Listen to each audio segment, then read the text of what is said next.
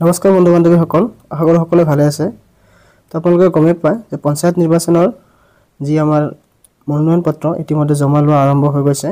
ইয়াৰ অন্তিম তাৰিখ 11 তাৰিখ।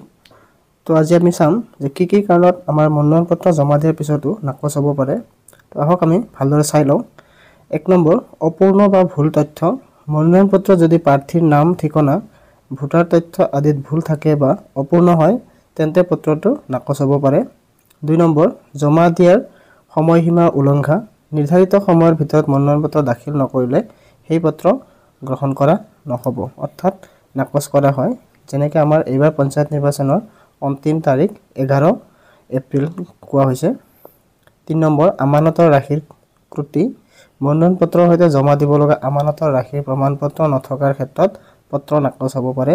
তো বন্ধু বান্ধৱীসকল, আপোনালোকে যেতিয়াই মনোনয়ন পত্ৰ দাখিল কৰিব তো আপোনালোকৰ যি আমানতৰ ধন, সেই আমানতৰ ধন পৰিশোধ কৰি যি আপোনালোকৰ ৰচিদ পাব, সেই ৰচিদৰ কপি কিন্তু আপোনালোকে মনোনয়ন পত্ৰৰ লগত গাঁঠি দিব লাগিব। 4 নম্বৰ, সমৰ্থকৰ স্বাক্ষৰৰ ত্ৰুটি। নিৰ্দিষ্ট ধৰণৰ নিৰ্বাচনত মনোনয়ন পত্ৰত সমৰ্থকৰ স্বাক্ষৰৰ প্ৰয়োজন হয়। যদি সেইবোৰ ভুৱা বা অপূৰ্ণ হয় তেন্তে পত্ৰ নাকচ হ'ব পাৰে। তো আপোনালোকৰ যিজন সমৰ্থক থাকিব সেই সমৰ্থকজনৰ কি থাকিব লাগিব, স্বাক্ষৰ যাতে ভুল নহয় বা শুদ্ধ হয় সেই কথালৈ আপোনালোকে মনত ৰাখিব লাগিব। বৈধতা নথকা প্ৰাৰ্থী যদি নিৰ্বাচন খেলাৰ বাবে অযোগ্য, যেনে বয়স কম, দণ্ডিত, নাগৰিকত্ব সংশয় ইত্যাদি হয় তেন্তে পত্ৰ নাকচ হ'ব পাৰে। 6 নম্বৰ, বিদ্যমান আইন উলংঘা। যদি মনোনয়ন পত্ৰ কোনো ধৰণৰ নিৰ্বাচনী আইন বা নিৰ্দেশনা ভংগ কৰে তেন্তে সেই পত্ৰ নাকচ হ'ব পাৰে। তো চালে ইয়াত আমি 6টা কাৰণ আপোনালোকে চাব পাৰিলে।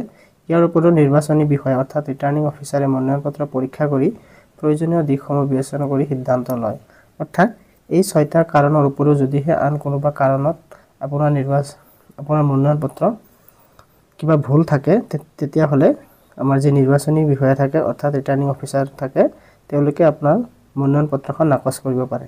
তো চালে বন্ধু বান্ধৱীসকল, আশা কৰিছোঁ ভিডিঅ'টো আপোনালোকৰ উপকাৰ হ'ব আৰু তথ্যখিনি হয়তো আপোনালোকৰ কামত আহিব। তো এনেধৰণৰ তথ্যসমূহ পাই থাকিবৰ বাবে আমাৰ চেনেলটো ছাবস্ক্ৰাইব কৰিব আৰু কাষত থকা বেল আইকনটো প্ৰেছ কৰি দিব। তো আজিলৈ ইমানেই আছিল। জয় আই অসম, ভাৰত মাতা কি জয়।